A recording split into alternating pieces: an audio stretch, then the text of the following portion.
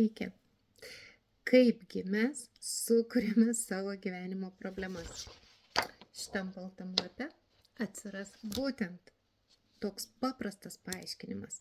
Jeigu jums netinka tai, ką aš kalbu, tiesiog praskrolinkit, paprastai pasakius, prasiauskit tolyn ir visiškai neklausykit. Komentarų aš neskaitau.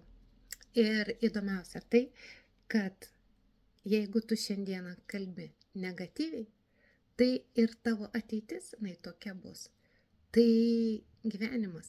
Ir jis kartais mus numeta iš labai didelių aukštumų, kada net neįsivaizduoja, kodėl taip nutiko. Pakilti visada yra sunkiau. Juk į viršų laiptais lipti visada sunkesnis reikalas nei žemyn, nors raumenys dirba skirtingi. Taigi, kodėl mes tam gyvenime taip susimauname? Taigi, čia yra mūsų motina žemė. Vau. Ir mes visi, vau, motina žemė. Mes visi joje gyvename. Tiesiog nupiešiu žmogeliuką, nuostabų, gražų. Va, čia. Kiekvienas iš mūsų. Iš dešinės pas mus yra ateitis. Iš kairės pas mus yra praeitis. Ir dabar yra dabar. Ši akimirka. Mes vienu metu gyvename visuose šituose lygiuose. Dabar ateitis ir praeitis. Jeigu kas nors laiko mato nėra, visiškai. Jeigu kas nors bandysit ginčyti, sakyti, kad gal yra kažkoks laiko matas, kad kaip ta ateitis, praeitis čia vis tiek mus veikia, tai dabar va tiesiog perpraskit, kas vyksta. Laiko mato nėra. Mes stovime vienoje ir toje pačioje vietoje. Absoliučiai vienoje ir toje pačioje vietoje. Kartais pakeliaujam po tą žemę, bet iš esmės mes tiesiog esam žemėje tam tikram taške. Žiūrėkit, kas vyksta. Žemė sukasi. Ji tiesiog sukasi. Rytas, vakaras, ji sukasi. Laiko mato nėra. Žemė sukasi. Mes vis esame tame pačiame taške. Ir žiūrėkit, jeigu mes kažkokią nesąmonę padarome, tiesiog padarome, ar ne? Kažkokią nesąmonę. Ir kas atsitinka? Mes padarę šitą nesąmonę praeityje, daleiskim. Dabar, sakykim dabar. Mes padarom dabar nesąmonę. Jinai, šita nesąmonė dabar iš karto mums neparodys rezultato. Eis laikas. Diena, 2, pagal laiko matą kiekvienam savo. Gal 3, ta nesąmonė, gal 4 dienos, gal 3 mėnesiai, o gal 4 mėnesiai. Tiesiog gal metai, o gal 10 metų. Įsivaizduokit, mes tebestojom čia, padarėm nesąmonę. Ir visa tai taip apsisuks, kad ateis pas mus. Ta nesąmonė kažkokiu būdu sugrįž pas mus. Ir jeigu aš dabar renkuosi, jeigu mes praeitie padarėm kažkokią nesąmonę, tai laikui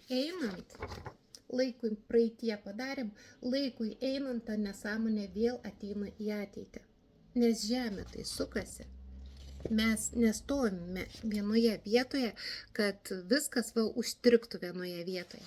Ir va čia ir yra paaiškinimas, kodėl vyksta įvykiai, apie kuriuos mes net nesusimastom. Jeigu tu šiandien galvoji neigiamas mintis, tavo ateityje vyks įvykiai, būtent visi įvykiai pagal tavo mintis, visi vyks neigiami įvykiai ir jie suksis ir suksis tuo pačiu ratu.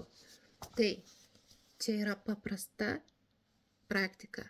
Jeigu tu šiandien suprasi tą insightą, tą išjautimą, kad jeigu tu siunti šiandieną į pasaulį, paimkim kitą flamasterį, siunti į pasaulį būtent meilę, būtent dėmesį, tai ilgai ar trumpai trukus, ta meilė, tas dėmesys, tas rūpestis, tas atsakingumas, tas paprastas dėmesingumas žmonėms ir pasauliui, jis pas tave tiesiog sugrįž. Tai ką tu renkiesi? Ar tu siųsti kažkokius neigiamus kakaliukus į pasaulį, ar tu renkiesi siųsti būtent teigiamas mintis, būtent tai, kad vėl pas tave apsisukę viskas sugrįžtų, bet sugrįžta įvykiais, o ne žmonių džiaugsmu, kitų žmonių džiaugsmu, kažkokiais įvykiais, finansiniais, sveikatos, dar viskas sugrįžta labai paprastu principu. Tu šiandien išsiuntėjai pliusą, va šitą raudoną širdutę, pliusą išsiuntėjai, viskas sugrįž pas tave, nes žemė sukasi. Tu šiandien išsiuntėjai minusą, tai yra neigiamas mintis, įvairiausius nuteisimus, pasmerkimus, viskas sugrįž pas tave. Tai ką geriau siųsti, pliusą ar minusą? Pagalvokit patys. Aš nuo šiandien jau taip gyvenau pakankamai pozityviai. Tas insightas davė dar didesnį spyrį, kad visiškai nustočiau galvoti negatyviai. Tiesiog priversti save matyti net ir sudėtingoje situacijoje teigiamus dalykus. Kažkodėl tai buvo skirta tau. Ir būtent tas neigiamas dalykas, kurį tu dabar labai, kad jis atėjo todėl, kad tu kažkada išsiuntei jį. Taigi, su jumis Eligija ir skaičių magija. Jei kažkam reikia konsultacijos asmeninės, kreipkitės, rašykite asmeniniu Facebook'ą Eligija Bartkė arba į skaičių magijos puslapį. Kurkime naują, kitokį, daug sąmoningesnį pasaulį. 1000 palaiminimų jums iš mano širdies į jūsų širdis.